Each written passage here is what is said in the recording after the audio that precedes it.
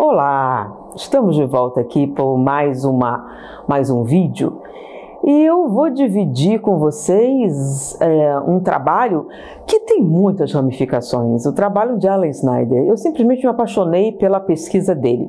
Alan Snyder se especializou, ele é o diretor do Centro da Mente de Sydney, da Austrália, ele é americano, radicado na Austrália, e ele estuda a capacidade de resolver problemas. A gente fala assim, e mais um outro aspecto, mindset, que não é bem a mesma coisa, com respeito à mentalidade. Mas o trabalho dele tem ramificações extraordinárias. Então, essa mesma pesquisa, você pode usar em contextos diferentes. Eu vou falar só do trabalho específico de Snyder, né? Uma das coisas que ele fala, quando ele mesmo descreve o trabalho dele, é que ele diz o seguinte: a nossa mente categoriza as coisas em conceitos, tá? Nós não somos bons em detalhes. Isso é uma coisa que um livro que eu já comentei aqui, que é o Cérebro Imperfeito, fala. Nós somos péssimos memorizadores, nós somos mais organizadores. Tem uma brincadeira que eu faço normalmente com a plateia, você pode tentar. Por exemplo, se eu disser Maria, Antônio, Eduardo, Francisco e Fernanda estão no avião. Quantas pessoas estão no avião? Não sei, não contei.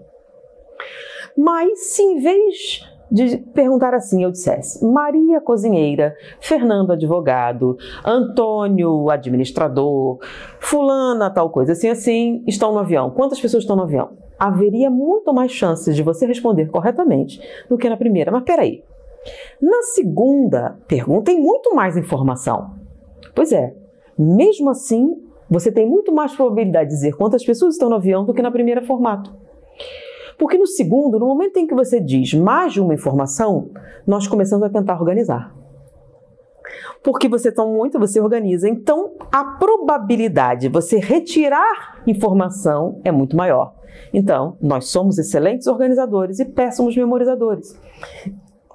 Mas, por incrível que pareça, nós baseamos a educação das nossas crianças em memorização. Que não é necessário. Hoje, com o Google, uma série de dados, você não precisa memorizar. Agora, organizar corretamente, organizar com lógica é muito mais produtivo. Se nós baseássemos o nosso processo educacional em organização de informação, nós teríamos resultados muito mais positivos na informação. Muito bem, Snyder estuda isso.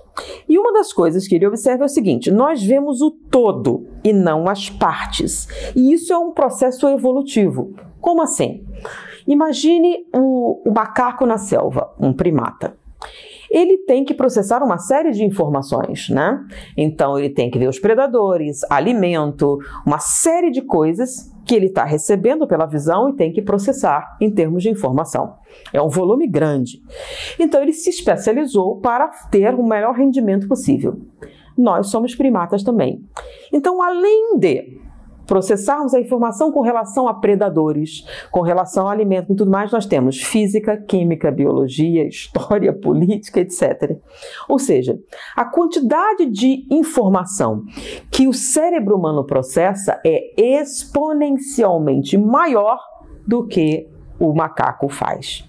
Peraí, e como a gente fez para conseguir isso? Então imagine que só na visão são 400 bilhões de bytes de informação chegando e nós só temos consciência de 2.000 bytes. Como é que a gente faz para ganhar eficiência? Então Snyder, ele fez um experimento muito interessante que evidencia a forma com que o nosso cérebro evoluiu para aumentar o rendimento, tá? Bom, ele estudou os chamados autistas savant. O autismo afeta a capacidade social e de comunicação.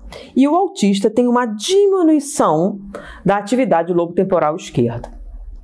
Os savants são 10% dos autistas, que têm habilidades excepcionais com relação à música, arte, matemática, espacial. E o que acontece? O savant, ele tem a capacidade de enxergar as partes e não o todo. E isso é uma vantagem?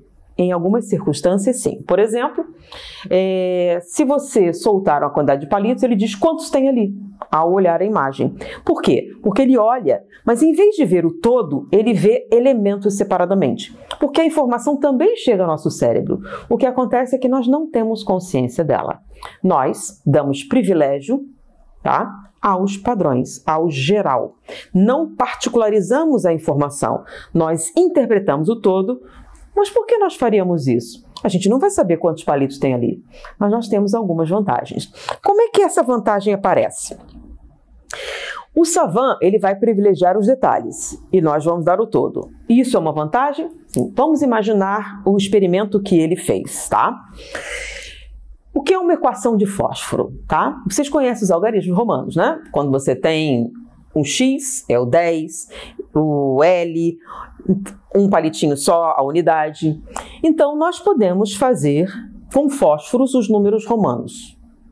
Então, ele fez o seguinte experimento. O que é uma equação? É uma igualdade qualquer. 1 mais 1 igual a 2. E se eu dissesse 1 mais 1 igual a 4? Está errado. Em algarismos romanos, tá? O que ele fez? Primeiro, você sabe o que são algarismos romanos, você sabe o que é uma soma, diminuição, multiplicação.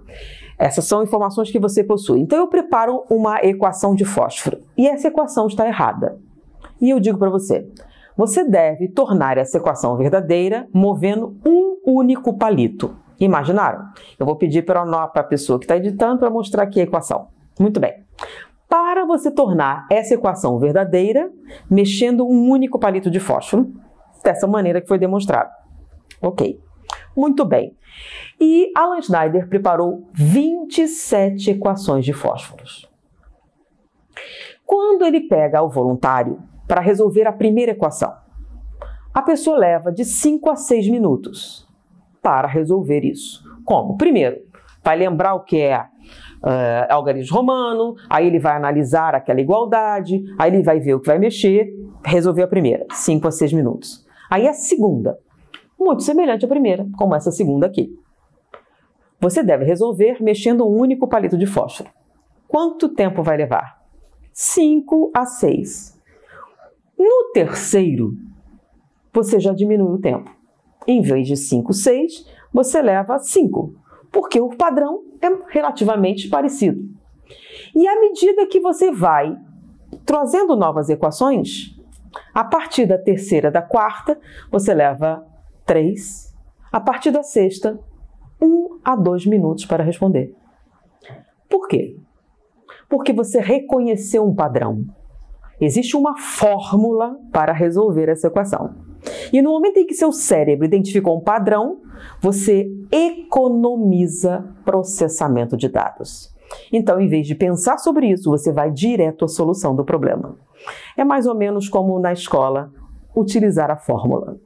Então, em vez de pensar em solucionar o problema, aplique a fórmula e você vai direto à resposta. Isso lhe dá que tipo de vantagem? Faz você mais eficiente. Por quê? Porque você faz o mesmo serviço em menos tempo. Então, você vai ficando mais rápido. E assim você resolve 26 equações de fósforo. Porém, na 27ª equação, Alan Snyder mudou o padrão. Você não poderia resolver essa equação usando o mesmo sistema que você estava usando nas 26. O que aconteceu? Quando eles chegavam na 27ª, não conseguiam responder. Passava 6 minutos, 7 minutos e não se resolvia a equação.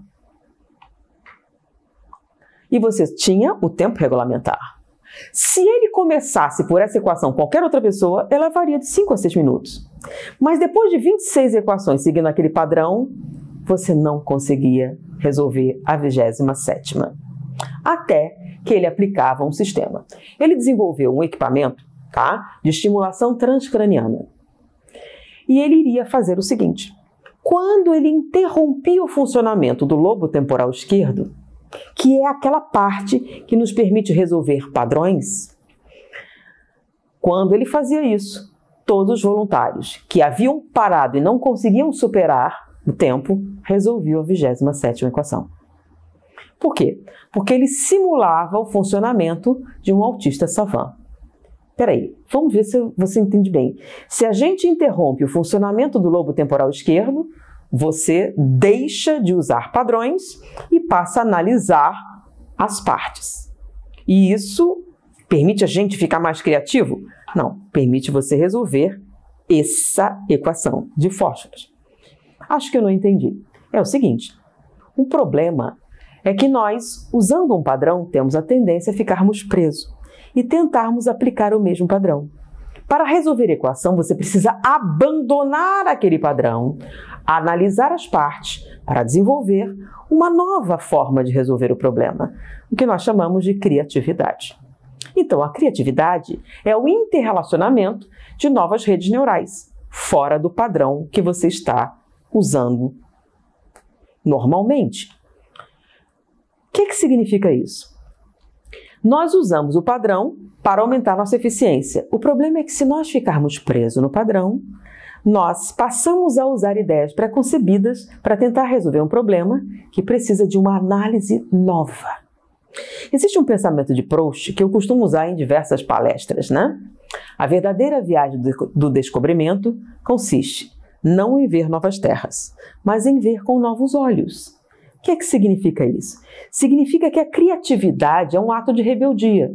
Muitas vezes, nós aprendemos um padrão e ficamos presos nele, tentando aplicar coisas novas a algo já conhecido, quando estamos lidando com uma situação completamente nova. Se o que você faz usualmente não se aplica àquela situação específica, por que você não muda? Nunca parei para pensar nisso.